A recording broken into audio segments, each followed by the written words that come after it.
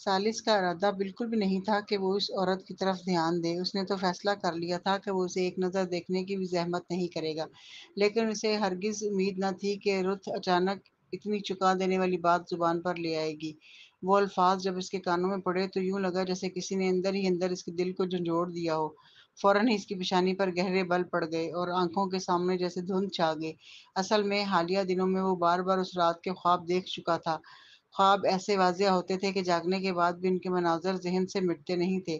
ان خوابوں میں اسے کسی آرٹیفیشل طریقے یا مصنوعی کیفیت کا گمان نہیں ہوتا تھا، بلکہ وہ پوری شدت کے ساتھ ایک عورت کے ساتھ گزارے گئے لمحات کا لمس محسوس کرتا تھا۔ وہ اسے اب تک محض وہم یا تخیل کا دھوکہ سمجھ کر جھٹک دیتا رہا تھا، لیکن جیسے ہی رُت نے اچانک وہ چیخ مار کر اعلان کیا، اس کے دل میں ایک عجیب اور گہری کھٹک نے جنم لیا، ایسی کھٹک جو اس کی روح تک کو بے چین کر گئی۔ کسی انجانی وجہ سے اسی لمحے اس کے ذہن میں وہ سب کچھ کسی فلم کی طرح بہت صاف اور نمایاں ابھر آیا۔ اسے ایک دم یاد آیا کہ واقعی 5 سال پہلے اس نے ایک عورت کے ساتھ وقت گزارا تھا۔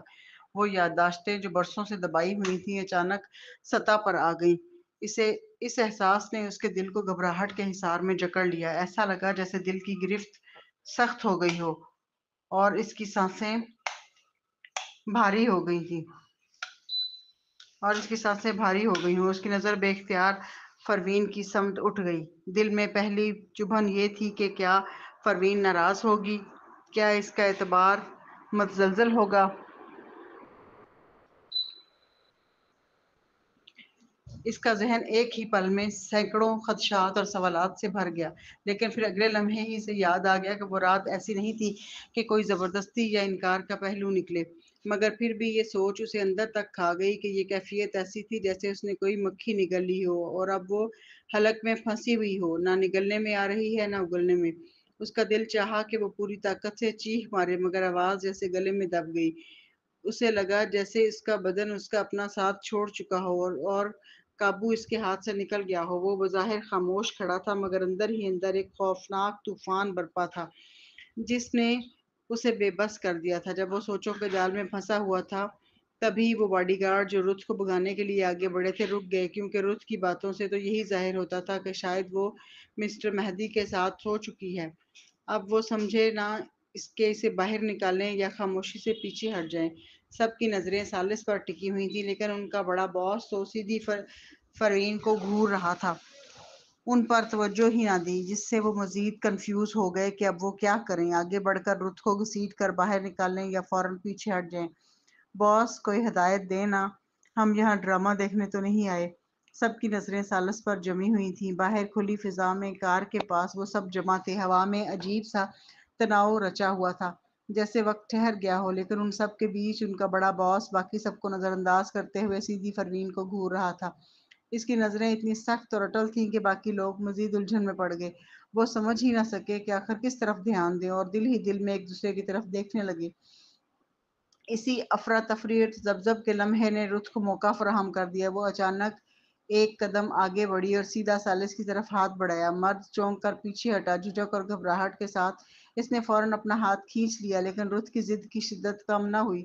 وہ اس کا ہاتھ تو نہ پکڑ سکی، مگر اس کی آستین مضبوطی سے دبوچ لی۔ یہ اچانک حرکت سب کے لیے چونکا دینے والی تھی۔ ہوا جیسے بوجھل ہو گئی اور لوگوں کے چہروں پر حیرت کے گہرے سائے لہرائے۔ رُت کے چہرے پر زبردست ضد اور جنون صاف نظر آ رہا تھا۔ اس نے اپنی نظریں ایک پل کے لیے بھی سالس کی آنکھوں سے نہ ہٹائیں اور بلند آواز میں بولی، ہم پہلے بھی اکٹھے سو چکے ہیں مسٹر مہدی، کیا آپ واقعی مجھے بھول گئے ہیں؟ کیا آپ کو یاد ہی نہیں؟ اس کے الفاظ ہوا کو کاٹتے ہوئے سب کے کانوں میں اترے۔ لمحہ بھر کو سب کی آنکھیں پھٹی کی پھٹی رہ گئیں۔ سالس کا دل جیسے سینے سے باہر آنے کو تھا۔ اس نے گھبرا کر فوراً نگاہ اٹھائی۔ سامنے پروین کھڑی تھی۔ نہ اس کے لب ہلے نہ اس نے کوئی اعتراض کیا، بس سیدھی اور گہری نظریں سالس پہ گاڑے کھڑی تھی۔ وہ خاموشی سالس کے لیے کسی بھی چیخ سے زیادہ خطرناک تھی۔ اس کا بدن اکڑا، سانسیں بے ترتیب ہو گئیں اور اس کے ماتھے پر پسینے کی بوندیں چمکنے لگیں۔ وہ اپنی بوکھلاہٹ چھپانے کے لیے فوراً جھنجھلا کر بولا، بکواس مت کرو، مگر رُت بھی کہاں پیچھے ہٹنے والی تھی۔ اس نے جھٹ سے آواز بلند کی۔ اس کے لہجے میں یقین اور زہر دونوں شامل تھے۔ میں بکواس نہیں کر رہی، میرے پاس ثبوت ہے۔ یہ اعلان جیسے فضا میں دھماکے کی طرح پھیل گیا۔ باہر کھڑے لوگ باہر کھڑے سب لوگ مزید ششدر رہ گئے، کسی کے پاس کچھ کہنے کو الفاظ نہ تھے۔ اب ساری نگاہیں صرف ثالث اور پروین پر جمی تھی، جیسے اگلے ہی لمحے کوئی بڑا طوفان آنے والا ہو۔ وہ گھبرا کر اپنا فون نکالتی ہے۔ اس رات جب ہم اکٹھے تھے میں نے ایک تصویر کھینچ لی تھی یادگار کے لیے، یہ کہہ کر اس نے تصویر ثالث کو دکھا دی۔ ثالث کی نظریں تصویر پر جم گئیں، اس کی آنکھیں تن گئیں۔ رُت کے ہاتھ میں پکڑی اسکرین پر وہ تصویر صاف نظر آ رہی تھی۔ تصویر میں ثالث بستر پر لیٹا ہوا تھا، نیند کی کیفیت میں بھی اس کے گال ہلکے سرخ تھے، ننگے کندھے نمایاں تھے اور سانس کی مدھم سی لے چہرے پر پھیل رہی تھی۔ رُت اس کے پاس تھی، اس کے سراپا کے قریب۔ تصویر کے اندر وہ جھجکی ہوئی مسکراہٹ لیے بیٹھی تھی اور یہ منظر سب کے سامنے کسی کاری ضرب سے کم نہ تھا۔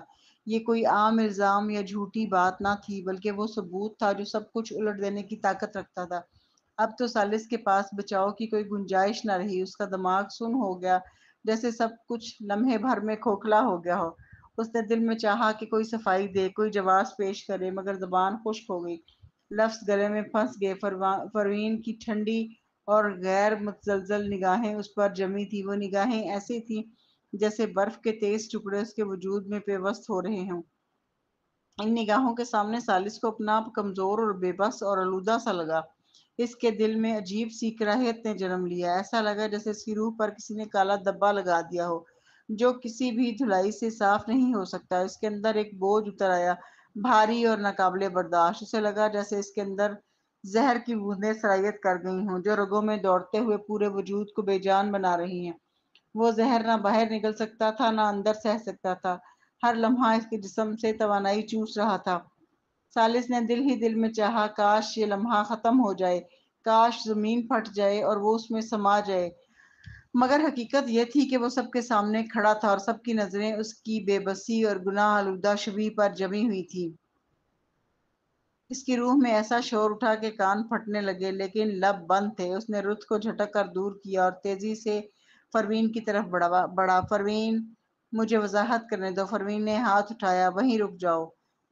ثالث چونک کر رک گیا۔ رُت نے ہونٹ کاٹتے ہوئے پروین کو دیکھا۔ پروین کو دیکھتے ہی اس کی آنکھوں میں سرد اور سخت روشنی چمکی، مگر اگلے ہی لمحے اس نے خود کو بے چارہ ظاہر کرتے ہوئے کہا، مس اسمتھ ناراض مت ہوں، یہ ایک حادثہ تھا، لیکن اس رات کے بعد میں مسٹر مہدی کو کبھی بھول نہیں سکی۔ مسٹر مہدی کو بھی میں پسند تھی۔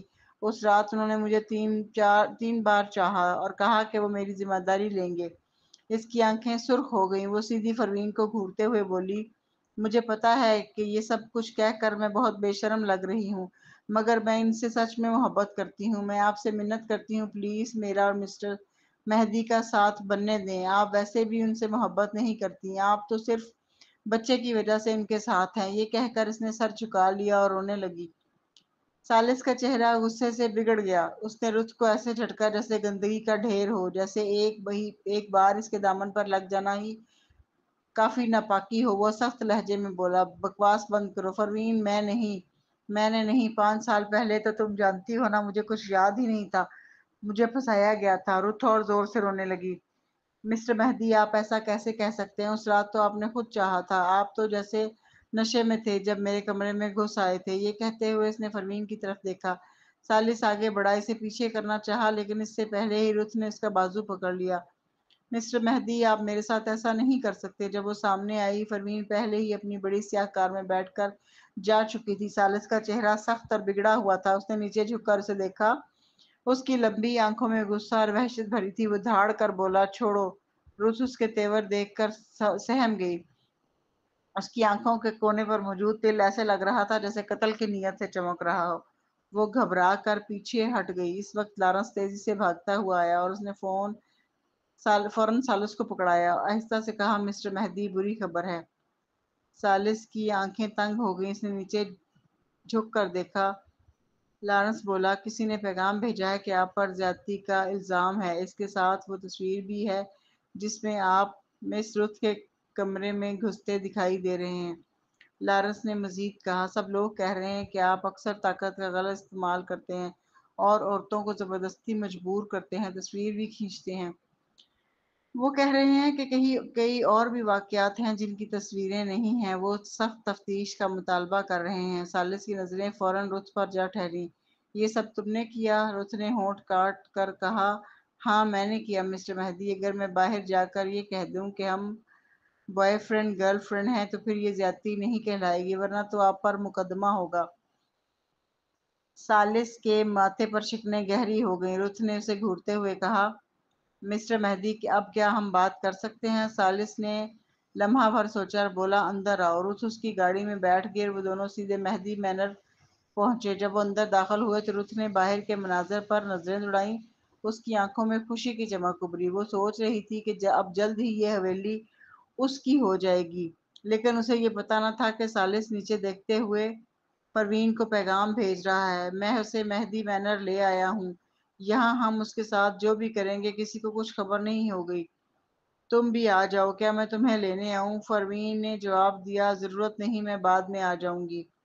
تھوڑی دیر پہلے اسپیشل ڈپارٹمنٹ کے باہر، حالانکہ پروین اور سالس نے ایک لفظ بھی نہیں بولا تھا، مگر جب ان کی نظریں ملی تو سالس فوراً پروین کی مراد سمجھ گیا۔ یہ سب اسپیشل ڈپارٹمنٹ کے باہر ہو رہا تھا۔ اسپیشل ڈپارٹمنٹ نصف طور پر ایک تھانہ تھا، ایک منصفانہ اور سخت جگہ۔ وہاں رت سے پوچھ گچھ کرنا مناسب نہ تھا، اس لیے بہتر یہی تھا کہ اسے وہاں سے نکالا جائے۔ یوں پروین نے موقع سے فائدہ اٹھایا۔ عام گرل فرینڈ اس وقت رشک محسوس کرتی ہیں، ہے نا؟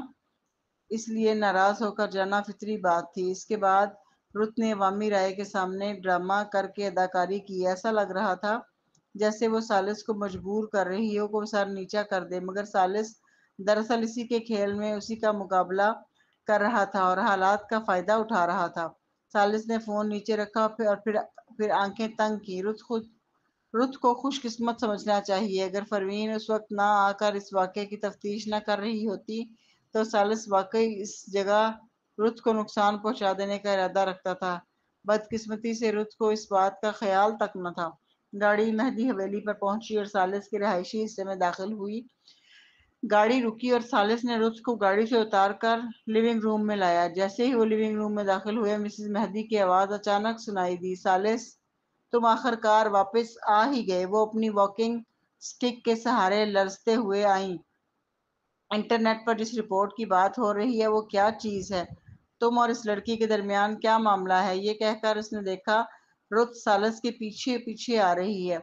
مسز مہدی حیران رہ گئیں اور بولی، یہ کون ہے؟ رت فوراً آگے بڑھی اور مسز مہدی کا ہاتھ تھام لیا۔ مسز مہدی، میں رت ہوں اور میں وہی لڑکی ہوں جس کی رپورٹ آئی ہے۔ مسٹر مہدی اور میں، یہ کہتے ہوئے وہ شرمیلی نظروں سے سالس کو دیکھ کر سر جھکا بیٹھی، وہی قسم کا تعلق ہے۔ مسز مہدی فوراً پریشان ہو کر سالس کی طرف بڑھی۔ سالس تم؟ رت کچھ اور کہنے ہی والی تھی کہ سالس کا چہرہ سنگین ہو گیا۔ اس نے کہا، دادی مجھے یہاں کچھ بات کرنی ہے، براہ مہربانی ابھی کے لیے باہر چلی جائیں۔ مسز مہدی دراصل سالس سے ڈرتی تھی۔ جب وہ جوان تھا تو وہ ان کی سنتا تھا، مگر بڑے ہو کر جب اس کی اپنی رائے بن گئی تو وہ اکثر ان کی نہیں سنتا تھا۔ مسز مہدی بخوبی جانتی تھیں کہ سالس کے جذبات میں عزت کے علاوہ خاندانی محبت بھی شامل ہے، اس لیے وہ کسی ایسی بات سے ان کے تعلق کو نقصان نہیں پہنچائیں گی۔ اس لیے بولیں، ٹھیک ہے، پھر تم دونوں بات کرو۔ بوڑھی خاتون واکنگ سٹک کے سہارے آہستگی سے باہر چلی گئیں۔ جب وہ جا چکی تو رت نے سالس کو دیکھ کر سیدھے انداز میں کہا، مسٹر مہدی، میں مسز مہدی بننا چاہتی ہوں۔ دوسری طرف پروین سمتھس کے گھر واپس آئی اور دیکھا کہ تانیہ دروازے کے باہر کھڑی ہے۔ پروین بے چین ہو کر پوچھا، کیسا ہے؟ تانیہ نے کہا، وہ ابھی بھی جھگڑ رہے ہیں، وہ لڑ رہے تھے۔ یہ پہلی بار تھا کہ پروین کو اس بات کا علم ہوا۔ آخرکار شمائل ایک ایسی پیاری بچی تھی جو بولتی وہ کر دیتی تھی اور لوگ اسے پسند کرتے تھے، اور حارث ایک سمجھدار اور فرمانبردار لڑکا تھا۔ یہ دونوں کیسے الجھ سکتے تھے؟ ابھی بھی جھگڑ رہے ہیں؟ سن کر پروین نے فوراً آسانی کی سانس لی۔ خوش قسمتی سے میں جلدی واپس آ گئی۔ تانیہ نے سر ہلایا، ہاں جا کر انہیں سمجھاؤ۔ یہ کہتے ہی پروین نے خوشی سے کہا، ورنہ مجھے موقع نہ ملتا کہ میں دیکھوں ان دونوں کا جھگڑا کیسا دکھتا ہے۔ تانیہ حیرت زدہ رہ گئی، کیا ماں کو یہ کہنا چاہیے تھا؟ حارث نے سنجیدگی سے کہا، شمائل روزانہ کھیل کر تمہیں وقت برباد نہیں کر سکتی، تمہیں کچھ سیکھنا چاہیے۔ شمائل فون کو گلے سے لگا کر انکار کر رہی تھی۔ حارث، برا ہے، اگر تم مجھے قابو کرنے کی کوشش کرو گے تو میں تم سے محبت نہیں کروں گی۔ انسان کو سیکھنے کی کیا ضرورت ہے؟ حارث نے سنجیدہ لہجے میں کہا، سمجھایا، یہ خود کو بہتر بنانے کے لیے ہے۔ اور شمائل نے پوچھا، اور پھر جب تم بڑی ہو جاؤ گی تو کئی ہنر سیکھ سکو گی، تو تم سب کچھ قابو کر سکو گی اور بٹلر سے کنفیوز نہیں ہوگی۔ پھر حارث، اس کے بعد تم ایک خوش اور بامزہ زندگی گزار سکو گی۔ شمائل نے ناراض ہو کر کہا، لیکن میری ماں باپ اور تم تو میرے ساتھ ہو، میں پہلے ہی خوش ہوں۔ حارث چونکا مگر پھر سمجھانے لگا، شمائل تمہیں اپنی زندگی کو قیمتی بنانا ہوگا، ہر دن بے مقصد نہیں گزار سکتی، یہ غلط ہے۔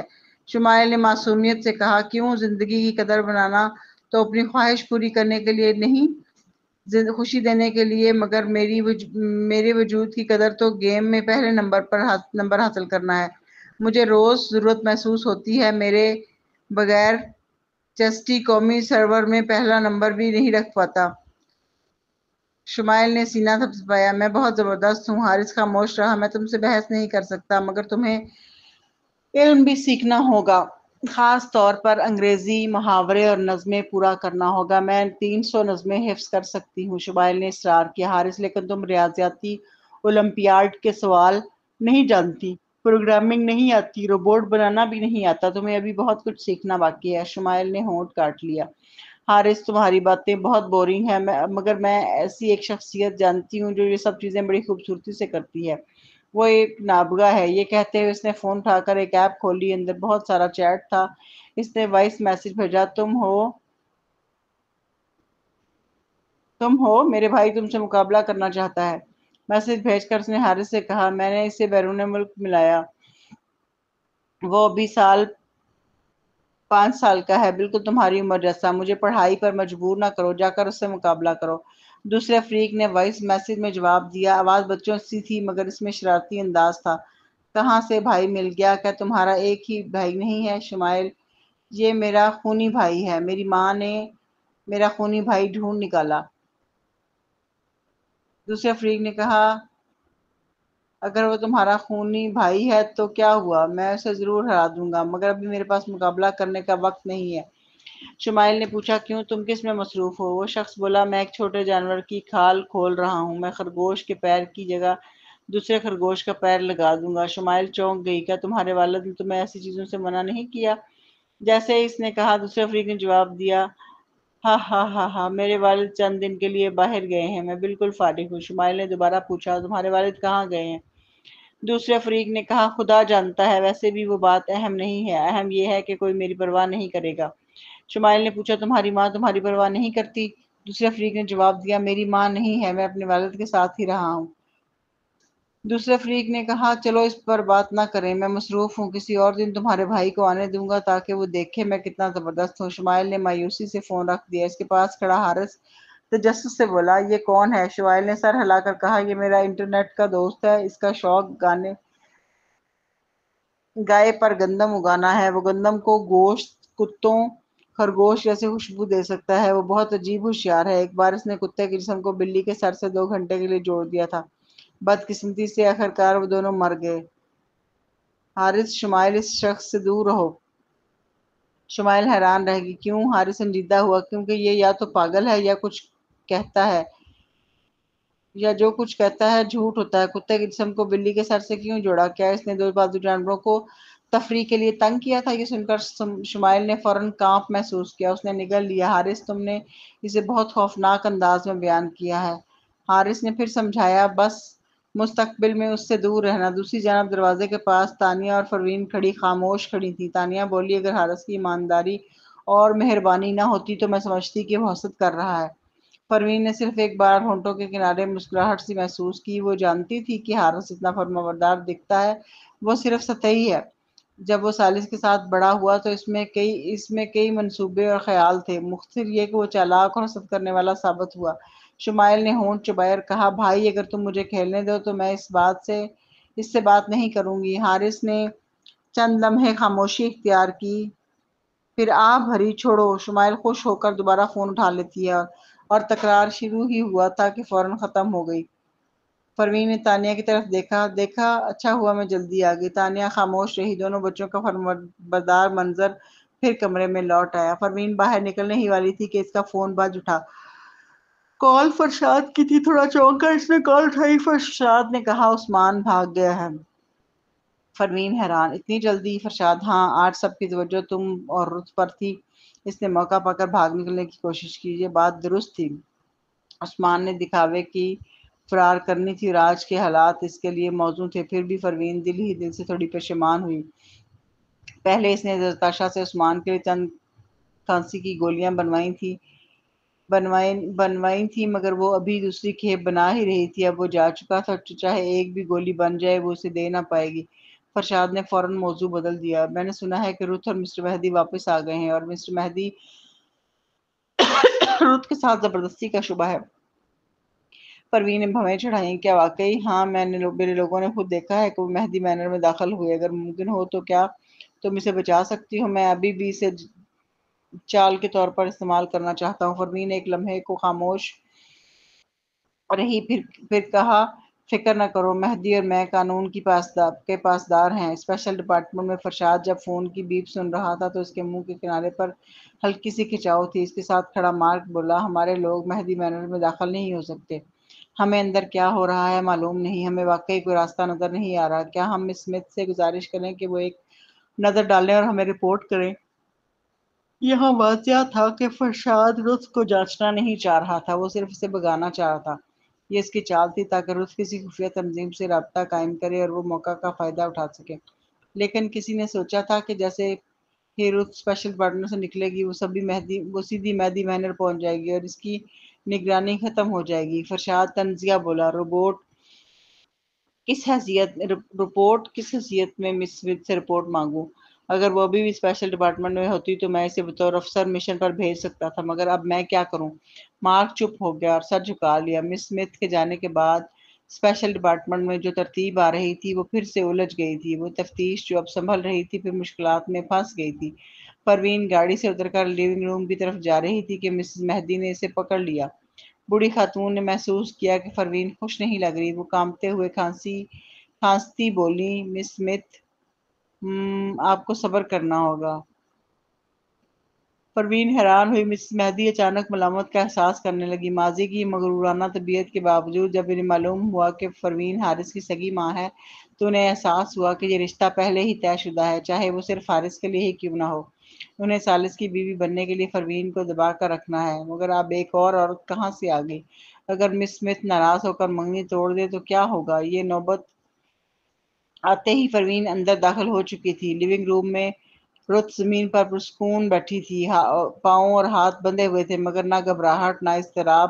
وہ پر اعتماد لہجے میں بولی، مسٹر مہدی، میں نے جرأت کر کے اکیلے آپ کے ساتھ یہاں آنے کی ہمت کی کیونکہ میرے پاس چال ہے۔ آپ کی تفتیشی تکنیکیں میرے خلاف بے اثر ہیں۔ جب تک بلیک کیٹ خود نہیں آتا کوئی بھی مجھے بولنے پر مجبور نہیں کر سکتا۔ لارنس اور دو باڈی گارڈ رت کے پیچھے کھڑے تھے۔ ثالث صوفے پر سر تاثرات کے ساتھ بیٹھا تھا۔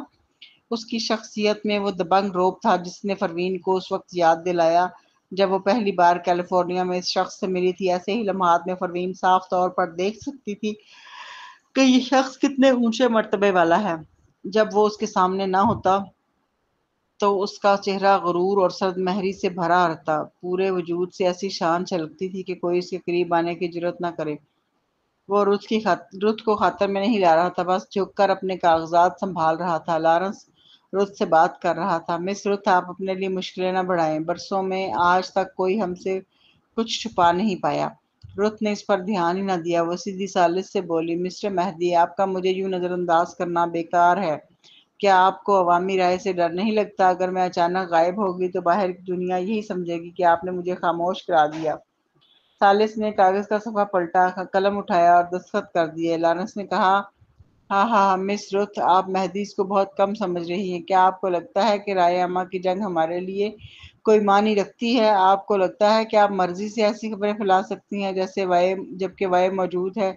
رت چونک گئی، اس نے لارنس کو دیکھا اور اس کے اعتماد نے اسے حیران کر دیا، جیسے یہ باتیں اس کے نزدیک کچھ نہ ہوں۔ رت نے ہونٹ کاٹ کر کہا، چپ رہو، میں مسٹر مہدی سے بات کر رہی ہوں۔ تم کون ہوتے ہو ہمارے درمیان میں آنے والے؟ لارنس نے تھوڑی اٹھائی اور طنزیہ مسکرایا، مس رت، تمہیں معلوم ہونا چاہیے کہ میں تو صرف بیزاری میں تم سے بات کر رہا ہوں، ورنہ تمہیں مجھ سے بات کرنے کا موقع کہاں ملتا۔ نیو یارک میں سالس کے خاص اسسٹنٹ لارنس کی بات خود ایک بڑا وزن رکھتی تھی۔ عام لوگ تو اس سے بات کرنے کا موقع پانے کے لیے سر توڑ کوششیں کرتے تھے۔ وہ غرور اور بے نیازی میں ڈوبا رہتا۔ اس غصے میں بولی، تم سمجھتے کیا ہو خود کو؟ جانتے ہو میں کون ہوں؟ تم میری دشمنی برداشت نہیں کر سکتے۔ لارنس نے ہکارا بھرا ہوں، اور تم کون ہو؟ رُت کچھ کہنا چاہتی تھی مگر فوراً خود پر قابو پایا، پھر سالس کی طرف دیکھتے ہوئے بولا، مسٹر مہدی، میرا مشورہ ہے مجھے جانے دیں، ہم آرام سے بات کر سکتے ہیں، ورنہ اگر میں 24 گھنٹوں میں لاپتہ ہوئی تو میرے لوگ لازماً پولیس کو اطلاع دیں گے۔ لارنس نے مذاق اڑایا، او خدا، میں تو کانپ گیا۔ کیا تمہیں لگتا ہے کہ مہدی کسی کھیت کی مولی ہیں؟ اگر تمہارے لوگ پولیس بلا بھی لیں گے تو کیا وہ بغیر ثبوت ہمارے گھر میں قدم رکھ سکتے ہیں؟ رُت نے تیوری چڑھائی، تم؟ لارنس جھک کر بولا، اس لیے بہتر یہی ہے کہ تم سیدھی بات کرو، آخر ہم عورتوں کو مارنا نہیں چاہتے۔ رُت نے تھوکا اور تھوک اس کے چہرے پر جا لگا، میں جب سے آئی ہوں تو تیار ہو کر آئی ہوں، تم لوگ مجھے اذیت نہیں پہنچا سکتے، اگر میرے بال کا بھی نقصان ہوا تو مسٹر مہدی تمہیں پچھتانا پڑے گا۔ لارنس کے ماتھے پر شکن آ گئی، اسے سمجھ نہیں آ رہا تھا کہ اس کو اتنا اعتماد کہاں سے ملا، مگر احتیاطاً اس نے سالس کی طرف دیکھا۔ اسی وقت سالس نے آخرکار کاغذ نیچے رکھا، اس نے آہستہ سر اٹھایا مگر اس کی نگاہ سیدھی رُت کو کاٹتی ہوئی پروین پر جا ٹھہری۔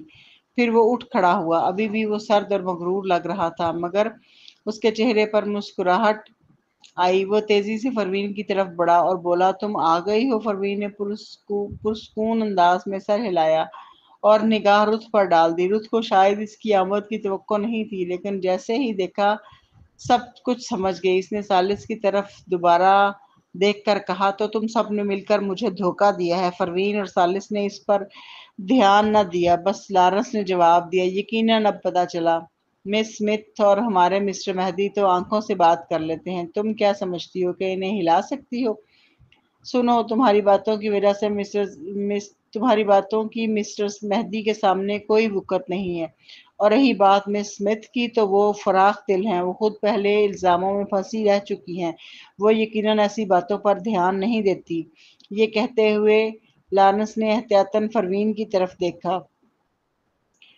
پروین نے سالس کی طرف نگاہ ڈالی تو محسوس کیا کہ وہ بھی اس کی رائے پر نظریں جمائے ہوئے ہے، جیسے واقعی اس کے جواب کا انتظار کر رہا ہو، لیکن اگر سالس واقعی اس کے ساتھ رہا تھا تو یہ بہت ہی گھناؤنا لگتا۔ پروین نے ہاتھ ہلا کر کہا، وقت ضائع نہ کرو، سیدھا اس سے تفتیش کرو۔ لارنس فوراً جھک کر بولا، جی مس اسمتھ۔ وہ اشارہ دینے ہی والا تھا کہ رُت نے آنکھیں پھیلائیں اور دانت پیس کر چلائی، میں نے مسٹر مہدی کے ساتھ رات گزاری ہے، کیا تم واقعی مجھ سے تفتیش کرو گے؟ کیا تم مجھے ہاتھ لگاؤ گے؟ لارنس اس منطق پر کنگ رہ گیا، ہم تم سے تفتیش کیوں نہیں کر سکتے؟ رُت نے سالس کی طرف دیکھا، مسٹر مہدی کیا آپ برداشت کر سکتے ہیں؟ آخر ہم نے ایک رات ساتھ گزاری ہے، آپ میرے ساتھ ایسا سلوک کیسے کر سکتے ہیں؟ چند لمحے کے سکوت کے بعد پروین کے لبوں پر مسخر ابھرا، اس کا خوبصورت چہرہ ذرا سخت ہوا، اسے لگا جیسے اس عورت کا دماغی توازن خراب ہے۔ اس نے سر ہلا کر کہا، کیا تمہیں لگتا ہے کوئی ڈرامہ سیریل چل رہا ہے؟ رُت نے ہونٹ کاٹے، تم لوگ بے شرم ہو کیا عورت کو اذیت دو گے، اور تم اپنے آپ کو مرد کہتے ہو؟ لارنس پروین نے ہاتھ ہلایا، بس کوئی ساؤنڈ پروف کمرہ ڈھونڈو، میں خود اس سے تفتیش کروں گی۔ لارنس چونکا، مس اسمتھ آپ خود کریں گے؟ پروین نے تیز لہجے میں کہا، کیوں؟ کیا میں نہیں کر سکتی؟ لارنس نے فوراً سالس کی طرف دیکھا اور جب اس نے اس بات میں سر ہلا دیا تو لارنس جلدی سے بولا، یقیناً آپ بالکل کر سکتی ہیں۔ پھر اس نے 2 باڈی گارڈز کو کہا کہ رُت کو تہہ خانے میں لے جائیں۔ اندھیرا تہہ خانہ بہت ساؤنڈ پروف تھا، اندر جا کر رُت کو کرسی سے باندھ دیا گیا، وہ بھی پرسکون تھی۔ میں پہلے ہی کہہ چکی ہوں کہ تم لوگ وہی سنو گے جو میں چاہوں گی، جو باتیں میں نہ چاہوں وہ کبھی نہیں جان پاؤ گے۔ لارنس نے نرمی سے کہا، مس اسمتھ بہتر ہے ہم کر لیں گے، آپ کے لیے ایسی خونی چیزیں مناسب نہیں، اصل میں وہ دل میں سوچ رہا تھا، مس اسمتھ تو بیماریوں کا علاج کرتی ہیں، کیا وہ لوگوں سے تفتیش بھی کر سکیں گی؟ لیکن پھر وہ فوراً سمجھ گیا کہ پروین دراصل تفتیش کے بہانے رت کو اذیت دینا چاہتی ہے، اور عورتیں واقعی چھوٹی باتوں پر ضدی ہوتی ہیں۔ زبان سے کہیں زیادہ پرواہ انہیں زبان سے کہیں کہ حسد نہیں ہے، مگر حقیقت میں سب سے زیادہ پرواہ انہیں ہی ہوتی ہے۔ اسی لیے اس نے دل میں طے کیا کہ مس اسمتھ کو مزہ لینے دیں، بعد میں وہ بہانہ بنا کر سب سنبھال لے گا اور اصل کام خود کر لے گا۔